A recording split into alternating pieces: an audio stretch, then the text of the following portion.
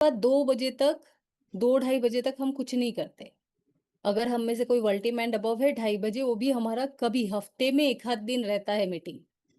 Pre meeting हो गया या पोस्ट मीटिंग हो गया, हफ्ते में कभी 1 आध दिन। क्या हर दिन रहता है? नहीं।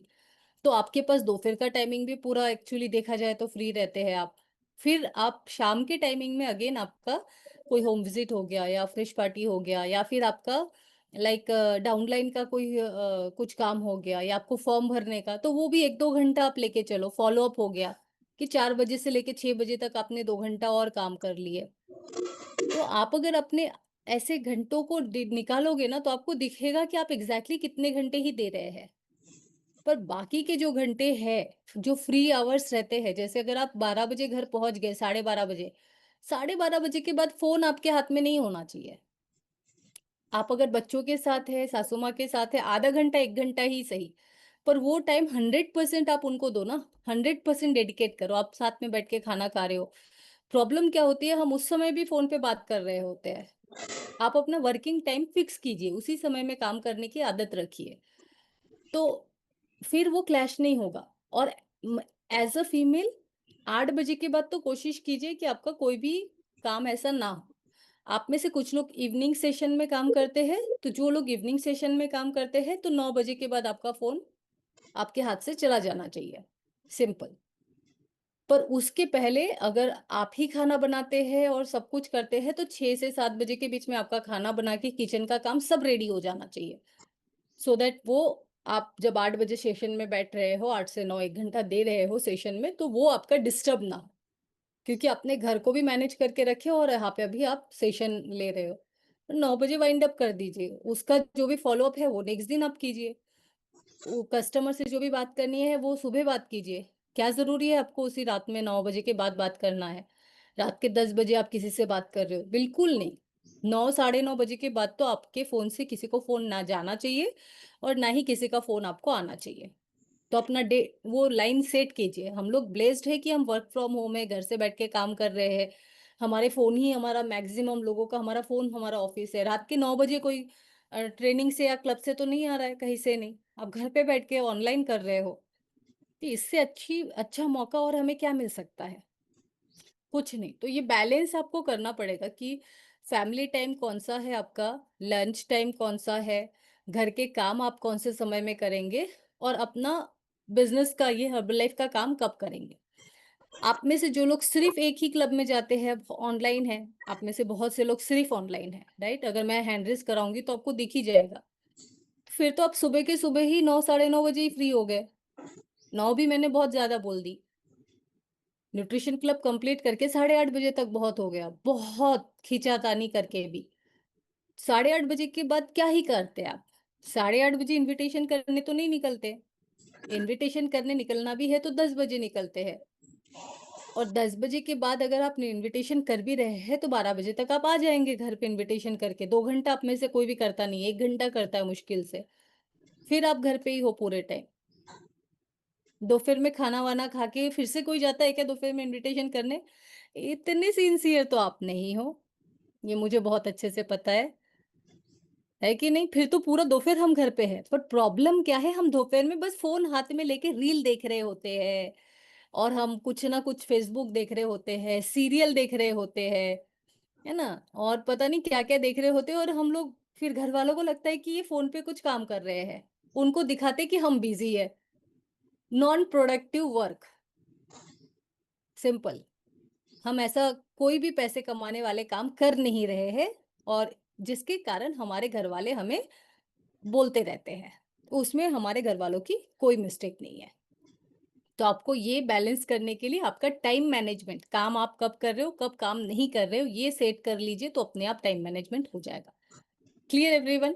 तो आपके जो पर्सनल आपने जो क्वेश्चंस पूछे उसके बारे में मैंने बता दी। अब आप लिखिए, कौन से एरियाज़ में हमें देखना है? कौन से एरियाज़ में? सबसे पहले एक बात लिखिए, हू आई एम, मैं कौन हूँ? हू आई एम, सबसे पहले यही लिखिए, हू आई एम। कभी-कभी हम ये भूल जाते हैं और हम हमारे माथे में एक टिक्का लगा के घूमते हैं, मैं तो वेलनेस कोच हूँ, है ना, मैं तो हेल्थ कोच हूँ। और हम जब भी किसी से बात करते हैं, जब भी हमारा मुंह खुलता है, तो एज अ हेल्थ कोच या एज अ वेलनेस कोच के हिसाब से मुंह खुलता है।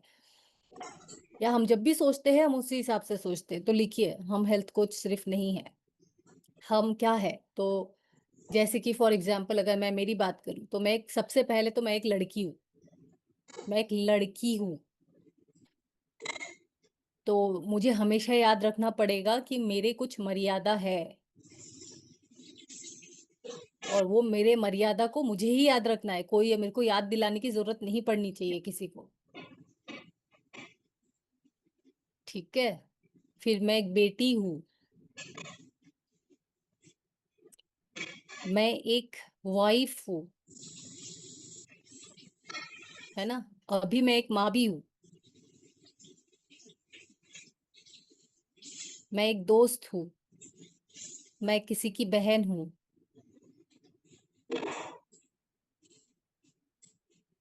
मैं किसी की कोच भी हूँ, और मैं किसी की मेंटोर भी हूँ, और मैं किसी का लीडर भी हूँ। तो आप देखिए कितने, आप देखिए आपके नाम के आगे आप कितना स्टेटस लिख रहे हो, वो लिखिए। अब आप में से बहुत सारे लोग मतलब नानी या दादी होंगे, तो आपका तो एक और बढ़ गया स्टेटस, है कि नहीं। अब मेरे मेरे केस में ये वाला नहीं है फिलहाल, है ना। 2 3 3 4 साल पहले मैं मम्मी वाले स्टेटस में भी नहीं आती थी, अभी मैं मम्मी वाले स्टेटस पे आ गई। मैं एक इवन और एक मैं एक लाइक सोसाइटी की भी एक मेंबर हूँ, है ना। एक पड़ोसी भी हूँ मैं, नेबर भी हूँ एक। मैं एक हमारे पूरे समाज में एक जिम्मेदार व्यक्ति हूँ, जो टैक्स पे करता है। तो आप देखो मेरा कैटेगरी कितना है। आप देखिए सेल्फ, खुद का कैटेगरी देखिए, आप कितने कैटेगरीज में आए हैं। आप में से बहुत सारे लोग तो सासू माँ भी है, मैं वो कैटेगरी में भी नहीं आती हूँ। तो आपकी तो एक और कैटेगरी ऐड हो गई है। तो उम्र के साथ, समय के साथ हमारे स्टेटस बढ़ते जाएंगे। और आप लिखिए, आपको ये हर जगह पे अलग रोल प्ले करना है। हर जगह पे आपका कैरेक्टर अलग है। जब आप एक माँ हैं, तो आप एक कोच नहीं है, तो माँ बनना सीखिए। उस माँ के हिसाब से ही आपके इमोशन होने चाहिए, आपकी बातें होने चाहिए। जब आप वाइफ है, तो आप एक वाइफ ही बनिए, कोच मत बनने जाइए। ठीक है। थोड़ा रोमांटिक रहिए, थोड़ा सा लाइक हस्बैंड को समझने की कोशिश कीजिए, अंडरस्टैंडिंग लेवल बढ़ाइए अपनी, झगड़ने में मत लगिए, आर्ग्यूमेंट मत कीजिए। एक बहुत अच्छी एक किताब है, आप लिख के रखो, उसको कभी पढ़ना या तो सुनना, है ना। men men's from Mars and women from Venus। Mars और वीनस ये दोनों अलग ग्रह है। ये दोनों अलग ग्रह में लड़का मार्स में था और लड़की विनस में थी। ये गलती से एक बार मिल गए एक दूसरे को, तो एक दूसरे को एक दूसरे पसंद आए। और जब पसंद आए, तो ये दोनों साथ में रहने का निर्णय लिए। पर साथ रहने से सिर्फ नहीं होता है, साथ रहने के बाद भी जब उनके कैरेक्टर दोनों के अलग है, दोनों का सोच अलग है, और दोनों को सिचुएशन को हैंडल करने का तरीका अलग है, तो जब वो ज्यादा टाइम साथ में रहने लगे, तो झगड़ने लगे, क्योंकि एक दूसरे की अंडरस्टैंडिंग मैच नहीं हो रही है। लड़का चाहता है उसके हिसाब से लड़की चले, लड़की चाहती है उसके हिसाब से लड़का चले। और तब से जो झगड़ा चालू हुआ, वो अभी तक चलते आ रहा है। अच्छा, ये बंद कैसे हो सकता है? जब आप एक्सेप्ट कर लेंगे कि लड़के ऐसे ही होते हैं, और एक लड़का जब एक्सेप्ट कर लेगा कि लड़कियां ऐसी ही होती है, तो कैसे होते हैं लड़के और लड़कियां?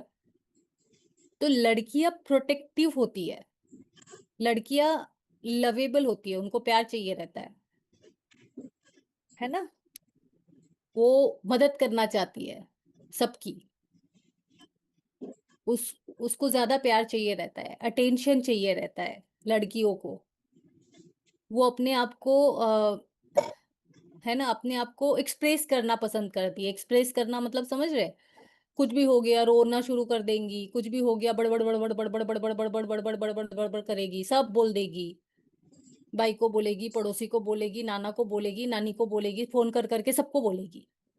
समझ रहे? ये होती है आदतें लड़कियों की, बात करके सबको बोलने का। सॉल्यूशन कोई नहीं दे रहा है, पर वो बोल के उसको हल्का महसूस हो रहा है। तो जब लड़कियां लड़कों आप जब सोचते हो कि मैं मेरे पति को कुछ बोलूं, ये प्रॉब्लम डिस्कस करूं, तो हम लोग क्या सोचते हैं कि मैं बोलूं। और जेंट्स का क्या रहता है, लड़कों का कैसा रहता है आदत, वो तुरंत सॉल्यूशन देने की कोशिश करते हैं। अच्छा तुमको ये प्रॉब्लम है, इसका सॉल्यूशन ये है। पर लड़कियों को एक्चुअली सॉल्यूशन चाहिए ही नहीं, उसको लेना देना ही नहीं है सॉल्यूशन से। हम लड़कियों को चाहिए कि बस हमारा सुन लो तुम पूरी बातें, और तुम मेरे को कुछ सजेशन मत दो। ये हमारा सोच है, ये हमारी कैरेक्टर है। तो आप अपने आप को समझिए कि आप क्या हो पहले। और हमको चिढ़ आता है जब वो जवाब देते हैं, और हम लगते हैं देखो मेरी बात तो सुनते ही नहीं है, मेरे को तुम समझते ही नहीं हो। अरे नहीं भाई, वो उसका आदत है, वो प्रोटेक्टिव नेचर है, वो तुरंत सॉल्यूशन ओरिएंटेड है। वो इतनी बातें नहीं कर सकते हैं, उनकी आदत ही नहीं है इतनी बात करने की। और जेंट्स का कैरेक्टर कैसा है, उनको अगर कुछ बुरा लगा, उनको अगर कुछ टेंशन है, तो वो मौन व्रत रख लेते हैं, मौन रख लेते हैं। शेर को देखे ना, वो केव में चला जाता है, तो वैसा ही है। लड़के केव में चले जाते हैं, उनको अकेला बैठना अच्छा लगता है, वो खुद से ही सेटल डाउन हो जाएंगे। पर तब लड़कियों की आदत क्या है, क्या हो गया, तुम्हारा मूड क्यों खराब है, मैं कुछ कर दूं क्या, मैं कुछ बोलूं क्या, थोड़ा सा मेरे को बताओ। वो पूरा पिच पिच पिच पिच करके हम उनका दिमाग खराब कर देते हैं। और फिर यही गाना देखो, वो मेरे को कुछ बताते, अरे नहीं करते शेयर, उनको आदत नहीं है शेयर करने की, एक्सेप्ट कर लीजिए। अगर गुस्से में है तो उनको शांत छोड़ दीजिए, उधर मुंह मत खोलिए, दूर रहिए उनसे। जितना ज्यादा दूर रहोगे उस समय में, थोड़ा सा टाइम दो, अपने आप रिकवर हो जाते हैं। तो एज अ फीमेल आपको समझना पड़ेगा कहाँ पे आपको बात करना है और कहाँ पे नहीं करना है, कहाँ पे कितनी बात करनी है, कहाँ पे कितनी बात नहीं करनी है। ये सीखिए, ये अंडरस्टैंडिंग मैच्योरिटी बढ़ाइए अपनी। सिर्फ पति को दोष मत दीजिए, पति नहीं, घर के अंदर जितने भी जेंट्स है, उनको बोलने की आदत नहीं है। वो उनको लगता है कि वो इशारा करेंगे आप समझ जाओ, और आपको समझना भी है। और लड़की ऐसी नहीं होती, वो बोल के ही बताएंगी। एक्सप्रेस करना ये लड़कियों की आदत है, वो जेंट्स की आदत नहीं है। पर हमारा एक्सपेक्टेशन क्या है कि आप एक्सप्रेस करो, है ना, आप एक्सप्रेस करो, ये लगता है। बट हाँ, डेफिनेटली लव एक ऐसी चीज है जो दोनों को ही चाहिए रहता है, एक लड़के को भी चाहिए, लड़की को। लड़के को रिस्पेक्ट चाहिए रहता है, लड़की को भी चाहिए डेफिनेटली। पर हमारा काम है कि हम उनको ज्यादा रिस्पेक्ट दे। कभी कभी ऐसा भी होता है, हम कमाने लग जाएंगे ना, तो हम घास भी नहीं डालते, है ना। तो मैंने स्टार्टिंग में ही बोल दी थी, पैसा सब कुछ नहीं करेगा, पर 80% काम सॉल्व करेगा। तो ये भी सोच बहुत गलत है। हम महिलाओं को पहले तो कुछ भी फ्रीडम नहीं था, अभी फ्रीडम मिला पैसे कमाने का, घर से बाहर निकलने का, काम करने का, है ना, कांधे से कांधा मिला के चलने का। ये अगर हमें एक वो ओहदा मिला है, तो उसका बहुत से लोग मिसयूज भी करते हैं। तो आप मिसयूज मत कीजिए उस चीज का। मिसयूज का मतलब, अब मैं पैसे कमाती हूँ तो आपका रोप ही अलग बदल गया, फिर आप वो माँ वाले कंडीशन में जाना पसंद ही नहीं करते हो, है ना। कभी घर में खाना बनाना पड़ गया तो फिर आपका दिमाग इधर का उधर हो जाता है। तो एज अ एक महिला को, जो ऊपर आपने सारे कैरेक्टर लिखे, आपको सब कुछ आना चाहिए, सब कुछ।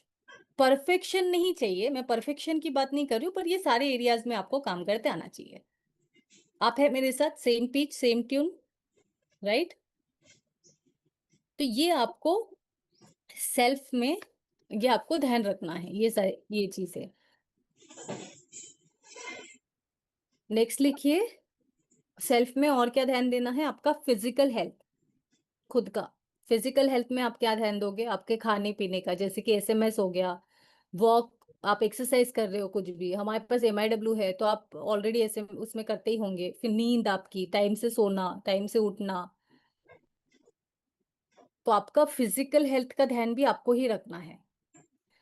हाँ, महिलाओं को आदत होती है, वो सबसे ज्यादा अवॉइड करती है और बाद में दोष देती है घर वालों को, है ना। पर आपको अवॉइड करने किसने कहा? आपके पति ने बोला तो नहीं था कि आप टाइम से खाना मत खाओ या टाइम से सो मत, बैठे रहो, ये करो वो करो, नहीं, कोई बोलता नहीं है हमें, हम खुद से ही करते हैं और फिर हम ब्लेम भी करते हैं। तो वो मत कीजिए, खुद का ध्यान रखिए, अपने सेहत का ध्यान रखिए और ब्लेम मत कीजिए, क्योंकि आप ही है। एक महिला घर को बहुत सुंदर बनाती है या ये एक महिला घर को पूरा बर्बाद करती है? आप कौन सी महिला है वो पता कीजिए। उस घर को, है ना, बढ़िया बनाने के ऊपर काम कीजिए, ना कि बर्बाद करने पे। तो हमें देखना है कि हम कौन सी कैटेगरी में आ रहे हैं। मेंटल पीस होना आपका बहुत जरूरी है पूरा घर को चलाने के लिए। No over thinking.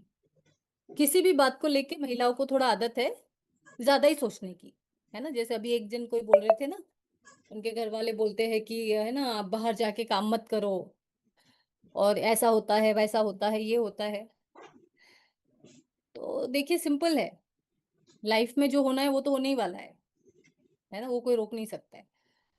बट एक होता है प्रोटेक्शन के साथ हम लोग चले, तो हमारे घर वाले गलत नहीं है। हम बाहर काम कर भी रहे हैं तो हमारा सेल्फ प्रोटेक्शन हमें खुद को ही देखना पड़ेगा ना। तो आप ऐसे समय पे काम कीजिए ना जहाँ जब आप प्रोटेक्टेड रहो। ऐसे जगह पे काम कीजिए जहाँ पे आप प्रोटेक्टेड रहो। सिंपल। तो वो घर वालों का मिस्टेक नहीं है, वो हमें हमारा खुद का ध्यान खुद को ही रखना है। तो मेंटल पीस आपका होना जरूरी है। और मेंटल पीस कैसे होगा? ज्यादा ओवरथिंक मत कीजिए किसी भी बात को लेके, बहुत खिचखिच खिचखिच उसके ऊपर सोचना बहुत, है ना। पति ने कुछ बोल दिया तो ऐसा क्यों बोला, मुझे आज ऐसा क्यों हुआ, वाइफ मतलब सासू माँ ने कुछ बोल दिया तो ऐसा क्यों बोला, बच्चों ने कुछ बोले तो ऐसा क्यों बोला, ऐसा क्यों, उसमें डिप डाइव मत कीजिए। कभी कभी हम कुछ भी ऐसे ही बोल देते हैं। जेंट्स तो फिर भी कम बोलते हैं, एक्चुअली ये काम महिलाएं ज्यादा बोलती है, जिसके ऊपर जेंट्स को सोचना चाहिए, पर थैंक गॉड वो सोचते नहीं है। पर जुबान ज्यादा लड़कियों की चलती है और कुछ भी निकलता है जुबान से। लिख के रखिए, लड़कियां बोलने के पहले सोचती नहीं है, इसीलिए वो तुरंत जवाब देती है। और लड़के बोलने के पहले सोचते हैं, इसीलिए वो धीरे जवाब देते हैं, बाद में जवाब देते हैं। तो एक्चुअली देखा जाए तो किसको बदलने की जरूरत है? लिखिए वहां पे सामने, किसको बदलने की जरूरत है?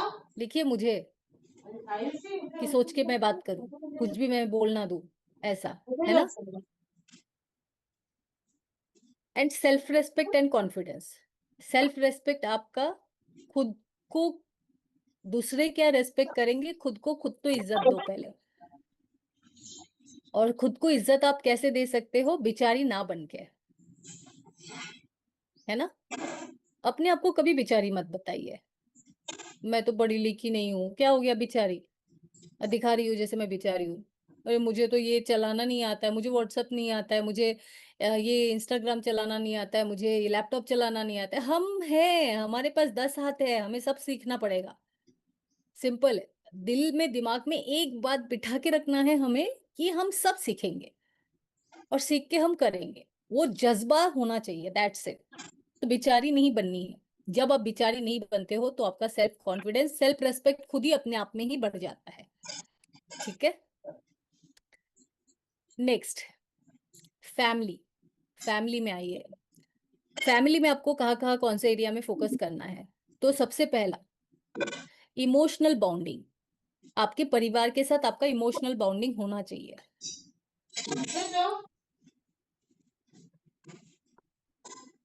इमोशनल बॉन्डिंग का मतलब क्या है? बच्चों के साथ आप इमोशनली कितना कनेक्टेड है, हस्बैंड के साथ इमोशनली आप कितना कनेक्टेड है, सास ससुर के साथ कितना कनेक्टेड है। और इमोशन ना हमेशा एक्सप्रेस करने से ही होता है। तो आप एक्सप्रेस कीजिए, like start saying love you, sorry, ये सारे शब्द आप यूज करना स्टार्ट कीजिए, है ना। Thank you. आप जब भी कोई ट्रेनिंग में जाते हो तो घर में जब भी वापस जाते हो, घर में जो भी है, जो आपके बिहाफ में घर का ध्यान रख रहे थे, वो आपकी सासू माँ है, रिलेटिव है, भाई बहन है। कभी कभी हम हमारे बच्चों को हमारे, लाइक, है ना, रिलेटिव के पास छोड़ के आते हैं या कुछ भी। तो जब भी आप वापस जाते हैं तो एक छोटा सा थैंक यू लेके जाइए। सिर्फ मुंह से बोल के हमेशा काम मत चलाइए। अभी आप में से कुछ लोग दिल्ली गए थे, तो दिल्ली से जब आप घर गए तो आप कुछ लेके गए क्या जो घर पे आपके लोगों का ध्यान रख रहे हैं? देन आप लिखिए, मदर्स डे हो गया, फादर्स डे हो गया, है ना? फिर ये जो डिफरेंट डिफरेंट स्पेशल ओकेजन होता है, बर्थडेज हो गए, एनिवर्सरी हो गए, तो उनको आप कुछ ना कुछ छोटे छोटे गिफ्ट दे के रिकॉग्नाइज करते हैं क्या? क्या आप थैंक यू कहते हैं उनको? तो ये छोटी-छोटी चीज़ें पर बहुत बड़ा इम्पैक्ट लाता है। बहुत पैसे खर्च करने की ज़रूरत नहीं है, एक कान का झुमका लेके गए, है ना? ऑफ़ कोर्स आज आप नॉर्मल लोगे, एक दिन ऐसा भी आएगा जब आप गोल्ड का लोगे या डायमंड का लोगे।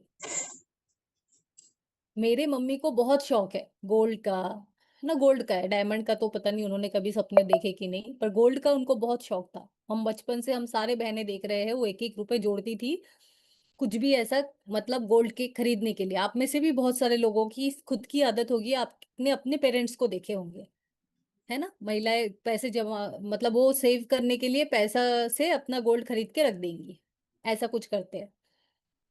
तो मैं जब गोल लिखती थी, तो मेरे गोल्स में हमेशा मम्मी को कुछ न कुछ गोल्ड का गिफ्ट देना है, वो ज़रूर लिखा हुआ होता था। और अभी की अगर मैं बात करूँ 16 साल में, तो मैंने बहुत सारे गिफ्ट दी, मेरी छोटी सिस्टर ने दिए, मेरे बड़े सिस्टर ने दिए, हम तीनों भी बहनें।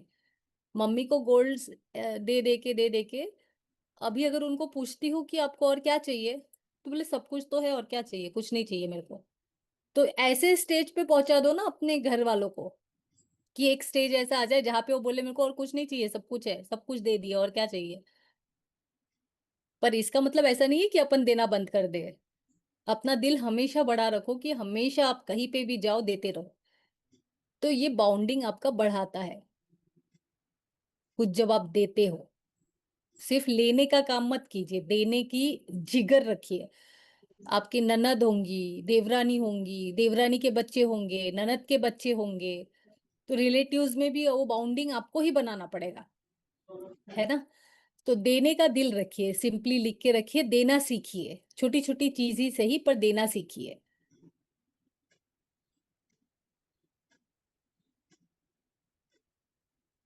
बट वापस मिलने का एक्सपेक्टेशन मत कीजिए, कि मैंने तो इनको बर्थडे में ये दिया था, देखो मेरे बर्थडे में इसने कुछ नहीं दिया। ये रॉन्ग एक्सपेक्टेशन है, ठीक है? अब देने का दिल रखिए बोली तो पैसे किसी ने उधार माँग लिया तो दे दोगे क्या? हम सब कुछ गिफ्ट देते हैं, कुछ भी करते हैं पर मैं पैसे नहीं देती, तो आप लिख के रखिए। पैसे के रिलेशन में जितना कम इन्वॉल्व होंगे उतना अच्छा है,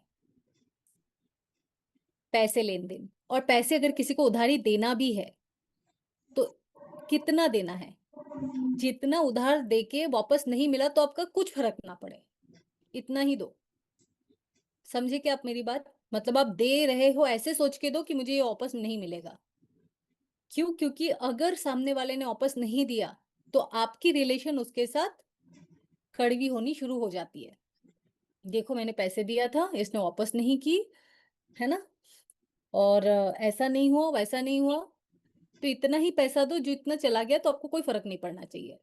और आप 1 या 2 बार देने के बाद आपको समझ में आ जाएगा आपको नहीं देना है। तो क्लियर क्लियर भी रहिए कि नहीं, क्योंकि देखिए सिंपल है, आप किसी को पैसे दे के ना सपोर्ट करने से अच्छा है कि उसको अपॉर्च्युनिटी देके सपोर्ट कीजिए। फैमिली में होंगे ना कि जो माँगते ही रहेंगे, जिनको पता है आप पैसे कमाते हो, बहुत पैसे वाले हो, तो माँगते ही रहेंगे। नहीं, यू हैव टू से नो, लर्न टू से no, no means no.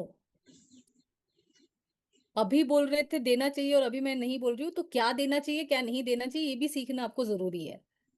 Second, products, बिल्कुल नहीं उधार देना है, नेवर। या तो पूरा फ्री में दे दो, उस प्रोडक्ट का कुछ सोचो ही मत कि कुछ भी पैसा वापस आएगा, और या तो उधार तो मत दो कि अभी दिया और वो कल पैसे आएँगे, कभी नहीं। कोई रिलेटिव नहीं, कुछ भी नहीं, नो दोस्त को नहीं, किसी को नहीं।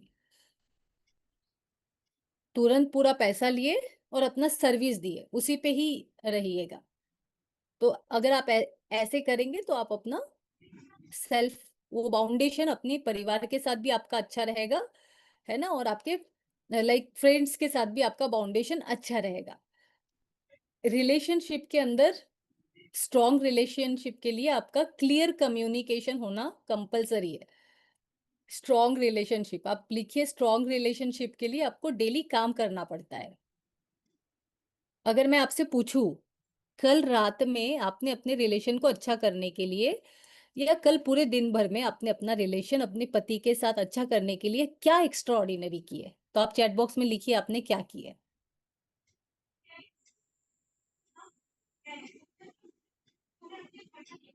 लिखिए।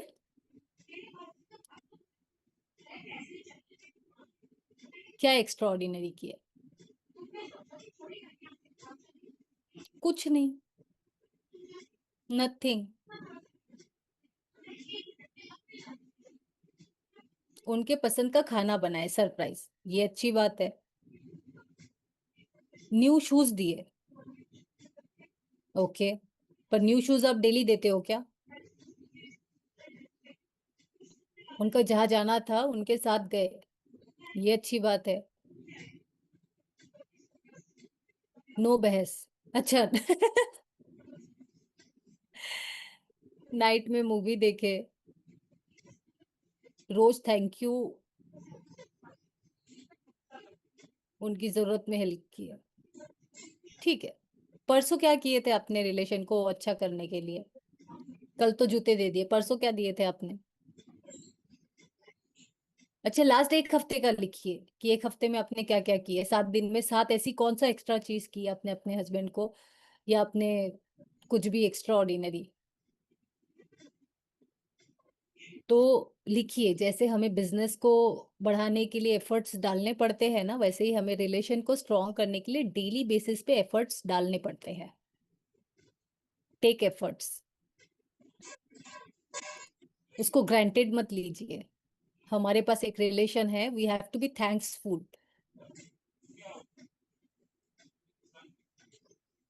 ना कि हमें ऐसे ये सब में होना है, नहीं। तो अपने रिलेशनशिप को क्लियर, और हमेशा कम्युनिकेशन क्लियर रखिए, तो फिर आपका रिलेशनशिप और भी स्ट्रॉन्ग बनते जाएगा। नेक्स्ट लिखिए, बिजनेस, करियर, है ना, हम बिजनेस में हैं, हम सारे लोग बिजनेस वुमेन हैं, तो हमें यहाँ पे क्या क्या फोकस करने की जरूरत है। Daily income activity, income generating activity, जो मैंने ऑलरेडी बताई भी थी। उसमें क्या होता है, डेली इनकम जनरेटिंग एक्टिविटी क्या है? इनविटेशन हो गया, फॉलो अप हो गया, ये daily invitation, daily income creating activities है। स्किल बिल्डिंग, स्किल बिल्डिंग का मतलब क्या है? जैसे इवैल्यूएशन करना, शेक बनाने आता है क्या आपको? प्रेजेंटेशन देना आता है क्या? D1 D2 D3 आना आता है क्या? अटेंडेंस आपको शीट मेंटेन करना आता है क्या? देन आपको रिस्पॉन्सिबिलिटी अलग अलग क्लब में जो भी होती है वो सारी रिस्पॉन्सिबिलिटी आप लेना आता है क्या? अकाउंटेबिलिटी लेना आता है क्या? ये सारे स्किल है। आपको इंस्टाग्राम पे पोस्ट डालना आता है कि नहीं? फेसबुक में आप पोस्ट डाल पाते हैं कि नहीं? स्टोरी डालना आता है कि नहीं? टैग करना आता है कि नहीं? तो ये बिजनेस को बिल्ड करने के लिए अलग अलग, होम विजिट, फ्रेश पार्टी, ये सब आता है कि नहीं? ये स्किल्स है जो आपको सीखना पड़ेगा, स्किल बिल्डिंग आपको करनी पड़ेगी, ठीक है।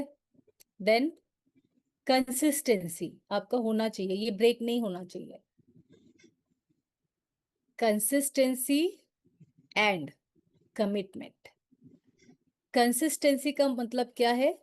रेगुलर करना। कमिटमेंट का मतलब क्या है? नो मैटर व्हाट, मैं कमिटेड हूं, करूंगी ही करूंगी, कुछ भी सिचुएशन आ जाए, मुझे बुखार आ जाए या कुछ भी हो जाए। जैसे कि फॉर एग्जांपल, कल मैं दिन भर सुबह से लेके, सुबह क्लब विजिट में गई तब से लेके रात का मीटिंग मेरा 8:15 तक था। वो आखिरी मीटिंग करके फिर मैं इंदौर में थी। रात में 9:15 में इंदौर से निकली, घर पहुंची रात के 1 बजे। तो 1 बजे आई, फ्रेशन अप हुई, नहाई, शावर ली, सोते सोते बज गया 1:30।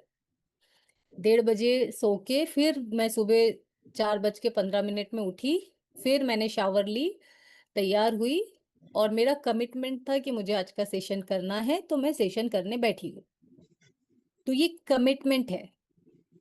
आप मे बी शायद एलएसडी अटेंड किए, रात में थक गए और सुबह आके आप क्लब ही अटेंड नहीं कर रहे हो, क्योंकि रात कल तो बहुत टाइम पूरा सुबह से लेके दोपहर तक मीटिंग में थी।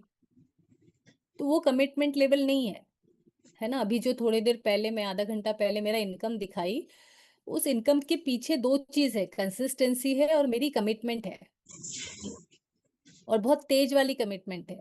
आप सभी लोग जानते हैं मैं प्रेग्नेंट हूँ अभी, तो मुझे रेस्ट चाहिए, मुझे टाइम-टाइम पे खाना चाहिए। कल मैं सुबह शेक पी, उसके बाद 11 बजे नारियल पानी पी, और दोपहर का खाना खाते-खाते मुझे 2 बज गए, क्योंकि मेरे कुछ कमिटमेंट्स थे, वो करते-करते मैं थोड़ा-सा लेट हो गई। जनरली कभी लेट नहीं होता है। घर में हमेशा मेरा 12 साढ़े 12 बजे का लंच टाइम रहता है। तो ठीक है, थोड़ा बहुत अनकंफर्टेबल लगा होगा, भूख अभी थोड़ा ज़्यादा लगती है, बार-बार लगती है, एक बार में ज़्यादा नहीं खा पाते। तो अलग-अलग सिचुएशन है प्रेगनेंसी में, पूरे हर महीने डिफरेंट सिचुएशन रहता है।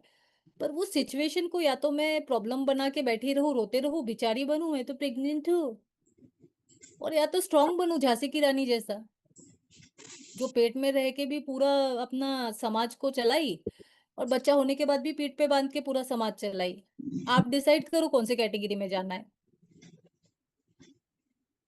डिसाइड कीजिए आप। तो ऐसे ही कुछ चीज़ किसी को नहीं मिल जाती है। तो कमिटमेंट लेवल की भी अगर बात करूँ, मेरा बहुत हाई कमिटमेंट रहता है। कोई भी चीज़ कहीं पे कमिट कर रही हूँ, तो कर रही हूँ, सिंपल है।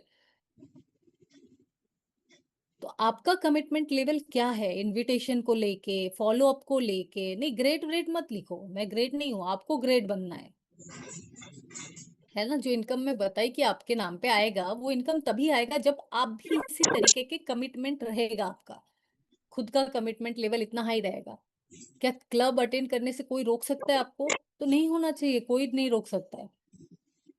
कल मैं वो शांतिलाल और संतोषी, ये दोनों के क्लब में गई थी। वो है ना, आप लोगों ने सक्सेस मंत्रा में उनकी स्टोरी सुने होंगे। उनका कबाड़ का काम था, है ना? उसी जगह पे जहाँ पे कबाड़ रखते थे, आज वहीं पे क्लब चला रहे, पूरा कबाड़ हटा के। और कल पूरे वहाँ से मस्त गई अंदर, और लोग बहुत बढ़िया, वो दोनों एजुकेटेड नहीं है, हस्बैंड वाइफ, कुछ भी एजुकेशन नहीं है। पर पता है कल कितने शेक बने उनके क्लब में? 78।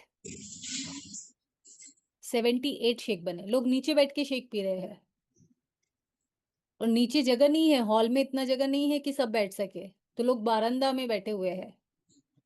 शेक कहाँ बन रहा है? तो ऊपर बन रहा है शेक। ऊपर से शेक बना के उसमें जार में लेके नीचे आके शेक पोर कर रहे हैं। तो कमिटमेंट कितना अच्छा है उनका, कितना हाई कमिटमेंट है, उनका माइंडसेट कितना बढ़िया है। एकदम simple background, but amazing story, so inspiring, so amazing. तो अगर वो मैडम कर सकती है, सर कर सकते हैं, हम में क्या कमी है? हम क्यों नहीं कर सकते? तो अपने आप को कम मत ताकिए, है ना, बिजनेस के अंदर। And then of course business के अंदर हमारा एक ड्रेसिंग सेंस है, एक कल्चर है। देखिए, ड्रेसिंग सेंस बहुत मैटर करता है, और सिर्फ वो बिजनेस में नहीं, आपके पर्सनल लाइफ में भी। तो हमारे मैक्सिमम इवेंट्स में क्या ड्रेसिंग होता है? सलवार कुर्ती विद दुपट्टा, ठीक है? उसके साथ लाइट मेकअप। आप बिंदी लगाए हैं क्या? आप कान का पहने हैं क्या? लिपस्टिक लगाए कि नहीं? जब आप सेशन लेते हैं, क्लब में बैठते हैं, आपकी ओढ़नी ठीक है कि नहीं? आपका गला बहुत ज़्यादा बड़ा तो नहीं है? स्लीवलेस, देखिए सिंपल है, डिस्ट्रैक्ट मत कीजिए लोगों को। उनका फोकस प्रॉपर जाना चाहिए, और जब आप फॉर्मल दिखते हैं, तो लोगों का फॉर्मल आई कॉन्टैक्ट रहता है। जब आप एक्स्ट्रा ऑर्डिनरी दिखने की कोशिश करते हैं, तो लोगों का ध्यान भी एक्स्ट्रा ऑर्डिनरी जाता है। तो एक्चुअली हम लोग ही अट्रैक्ट करते हैं, और हम ही फिर बाद में दूसरों के बारे में, है ना, उनके कैरेक्टर पे बात करते हैं। अरे नहीं, पहले अपना तो ठीक कर लो, ठीक है? हमने अट्रैक्ट किए। तो क्या मैं ये मना कर रही हूँ कि आप हर तरीके के कपड़े नहीं पहन सकते? पहन सकते, पर जगह के हिसाब से पहनिए। पार्टी में जा रहे हैं तो पार्टी वियर पहनिए, है ना? कैजुअल जा रहे हैं तो कैजुअल पहनिए। अगर आप मीटिंग ट्रेनिंग में आ रहे हैं, तो आप उस टाइम उसी तरीके से कपड़े पहनिए। आप मंदिर जा रहे हैं तो मंदिर के कपड़े पहनिए। आप समझे क्या? तो आपके पास अलग-अलग ओकेशन के आप लिखिए, learn wear dresses according to occasion. Occasionally अपने आप को तैयार करना सीखिए, और ऐसा चिपंजी भी नहीं बनना है। कि हम तो साड़ी के अलावा कुछ पहनते ही नहीं है। नहीं, हमको सीखना है, हमें सब कुछ आना चाहिए। हमें गाउन भी पहनते आना चाहिए, हमें ड्रेस भी पहनते आना चाहिए, ड्रेस भी कैरी करते आना चाहिए, हमें लाइक सलवार कुर्ती भी कैरी करते आना चाहिए, हमें जीन्स टॉप भी कैरी करते आना चाहिए। और जब हम स्विमिंग पूल में जाते हैं तो हमें स्विमिंग सूट भी कैरी करते आना चाहिए। स्विमिंग पूल में वो सलवार पहन के कूद मत जाओ, गँवार मत बनो, ठीक है? तो सारे एटिकेट सीखना है। मोस्ट इम्पोर्टेंट, हम लोग बिज़नेस में हैं, तो एक चीज़ लिखिए, learn to wear learn to have your hygiene. अपना पर्सनल हाइजीन मेंटेन करना सीखिए, और उसमें सबसे पहला आता है washroom. Learn to use washroom.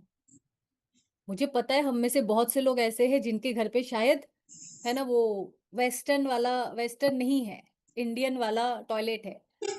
और हमें बचपन से बहुत से लोग ऐसे हैं जो, जिनको ऐसे है ना, वो इंडियन स्टाइल में नहीं बैठो तो परफॉर्मेंस होता ही नहीं है अच्छे से, ना पी कर पाते हैं ना पू कर पाते हैं। तो हम उस पे चढ़ जाते हैं बैठने के लिए, है ना? वेस्टर्न के ऊपर चढ़ेंगे, फिर बैठ के करेंगे। तो लिखिए, लर्न, सीखिए, उ जैसा है सीट पे बैठ के करने की आदत डालिए। उसी सीट पे बैठने की आदत डालिए। क्योंकि आप कोई भी ट्रेनिंग में जाते हैं, किसी के क्लब में जाते हैं, इवेंट में जाते हैं, तो आपको ये सीखना पड़ेगा। और आपके पास एज़ अ फीमेल हमेशा पेपर नैपकिन होना चाहिए, ऑलवेज़। पेपर नैपकिन आपके पास होना ही चाहिए। तो जब भी आप सीट पे बैठते हैं, जो सीट होती है, आपने कभी ध्यान दिए? उसमें वो सीट पे ऐसा एक फ्लिप भी होता है। आपको पता है, मैं जब इनिशियली वेस्टर्न टॉयलेट देखी थी, आज के टाइमिंग में तो हर जगह पे होता था, पर मतलब हम लोग जब ग्रोन अप हो रहे थे तो हर जगह पे नहीं होता था। दोनों होता था, कहीं पे वेस्टर्न, कहीं पे इंडियन, ऐसा मिलता था हमें। तो मुझे एक्चुअली वो फ्लिप का क्या यूज़ है वो मुझे पता नहीं था। आप में से कितने लोग हैं जिसको नहीं पता है वो फ्लिप का क्या यूज़ है? जो फ्लिप होता है बाथरूम में। अब वीडियो कहाँ से दिखाऊँ मैं? कि टॉयलेट में लेके जाके दिखाऊँ? जो फ्लिप होता है। अच्छा, सबको पता है फ्लिप का क्या यूज़ है? मैं अनम्यूट कर दूँ किसी को? कर दूँ कि अनम्यूट किसी को? नहीं? तो नहीं पता है तो हैंड रेज़ करो फटाफट। नहीं पता है। ये भी बहुत खतरनाक है लड़कियाँ। ईगो देखो, पता नहीं है पर हम हाथ नहीं उठाएँगे, है ना? इतनी छोटी-सी बात मुझे कैसे नहीं पता? ऐसा सोचने लग जाते हैं और हम हाथ भी नहीं उठाते। तो जो वो फ्लिप होता है ना, देखिए इतने सारे लोग अभी उठाए, तो इतना टाइम क्यों लगा हाथ उठाने में? तो मुझे भी नहीं पता था, एंड इट्स ओके, हम में से हर किसी को कुछ ना कुछ पता नहीं होता है लाइफ में। तो आप आज पता कर लो। वो फ्लिप होता है कि एक ही वो उसी को यूज़ कौन-कौन करता है?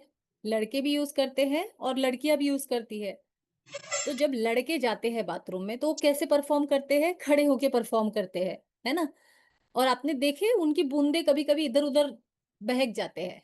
सीट में बहकता है सबसे ज़्यादा। सीट के ऊपर ही वो 1-2 बूँद छोड़ के आते हैं ज़रूर। उनको आदत नहीं होती है कि थोड़ा अंदर घुस के करो, है ना?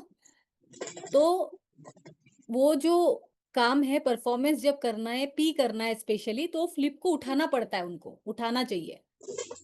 पर ये लोगों को पता ही नहीं, जेंट्स को तो बिल्कुल पता नहीं, आप अभी हस्बैंड को पूछ लीजिएगा सेशन के बाद, तुम्हें पता है वो फ्लिप क्यों होता है? और नहीं पता है तो उनको सिखाओ ये बात ज़रूर बता सकते हो आप। बोलना आज हमें नई बात पता चली, आप भी सुन लीजिए, तो जब भी आप बाथरूम करोगे तो अगर वो फ्लिप गिरा हुआ है उसको उठा लीजिएगा। और उस फ्लिप के ऊपर एक भी बूँद नहीं गिरना चाहिए यूरिनेशन का, ठीक है? अब एज़ अ फीमेल जब आप जाती है, तो आपको क्या करना होता है, हमेशा वो फ्लिप गिराओ पहले, फिर उस फ्लिप को पोंछो, क्योंकि यूरिनेशन नहीं तो फिर यूरिन इन्फेक्शन, ये सब वहीं से शुरू होता है, ठीक है? इंडियन टॉयलेट्स की खासियत है कि आप उसके कॉन्टैक्ट में ही नहीं आते थे, पर वेस्टर्न का कल्चर ऐसा है कि आप कॉन्टैक्ट में आ जाते हो सीट के। तो इसीलिए आपको खुद का ध्यान खुद को रखना है, आप वेलनेस कोच हो, आप गँवार नहीं बन सकते हैं, आपको सीखना पड़ेगा ये चीज़ें। तो वो फ्लिप को पोंछिए और फिर आप अपना परफॉर्मेंस कीजिए। फिर आप यूरिन के जगह को भी क्लीन करेंगे, धोएँगे। ये बहुत इम्पोर्टेंट है। मतलब वो वहाँ पे पानी है, उससे आप अपने यूरिन करने के बाद यूरिनेशन के जगह को, अपने प्राइवेट पार्ट को वॉश कीजिए, क्लीन कीजिए। उसके बाद पेपर नैपकिन मैंने इसीलिए रखने के लिए बोली हूँ कि पहला पेपर नैपकिन यूज़ होगा आपका फ्लिप पोंछने के लिए, दूसरा पेपर नैपकिन आपका यूज़ होगा कि आपने उसको क्लीन किए उस जगह को, उसको ड्राई करने के लिए, उसको सुखाइए। वो गीले में ही बस हमने हाँ, पानी तो मार दिए और वैसे ही अपन ने अंडरवियर पहन लिए और अंडरवियर गीला, बस इन्फेक्शन चालू हो जाएगा। तो ऐसा नहीं होना चाहिए। तो आपको वहाँ पे ड्राई करना है और फिर आप अपना अंडरवियर पहनिए और उसके बाद उस फ्लिप को ऑपोज़िट अपने जगह पे कर दीजिए, ठीक है? वो जहाँ पे था, मतलब उसको उठा के रखिए, गिरा के मत रखिए और फिर जाके आप हैंड वॉश कीजिए। बहुत सारे लोग हैंड वॉश ही नहीं करते, आप फ्लिप पकड़ रहे हो, वहाँ पे बाथरूम में हर जगह पे हाथ लगा रहे हो और हैंड वॉश नहीं कर रहे हो, वहाँ से ही बाहर आ गए। वैसे ही उसी हाथ में फ़ोन भी पकड़ लिए और वो फिर तो पता नहीं खाना और पीना और हैंडशेक ये वो चल रहा है। तो हाइजीन नहीं, आप ऐसा नहीं हो सकते। आपको अपने हाइजीन का ध्यान रखना है। कितने लोगों को क्लियर हो गया फ्लिप क्यों होता है? और आप अभी से यूज़ में लाएँगे, प्रैक्टिस में लाएँगे पहली बार। जाते से ये बेड से बैठ नहीं जाना है। और आप भी परफ़ॉर्म कर रहे हो तो आपको ध्यान रखना है कि आपका परफ़ॉर्मेंस है ना वो फ्लिप के ऊपर नहीं आ जाए। और अगर आ भी गया तो उसको वाइप करके क्लीन करके आइए। क्लियर आप सभी करेंगे, ये प्रैक्टिस में लाएँगे, है ना? परफ़ेक्ट। तो ये आपको पर्सनल हाइजीन बिज़नेस के लिए ध्यान रखना है। अ, बाकी सोशल लाइफ में एक चीज़ ही मैं बताऊँगी, बर्थडे होगा, मैरिज एनिवर्सरी होगा या फिर पार्टीज़ होगा, तो इनिशियल स्टेज पे आपको ये सारी चीज़ अवॉइड करना है। अगर ट्रेनिंग है या फिर आपका काम है, तो पहले आप ट्रेनिंग में जाइए और ये सब कीजिए, प्रायोरिटी सेट कीजिए। अगर आज आप ये प्रायोरिटी सेट नहीं करेंगे, तो बाद में जाके आप शादियों में ही जाते रह जाओगे और कुछ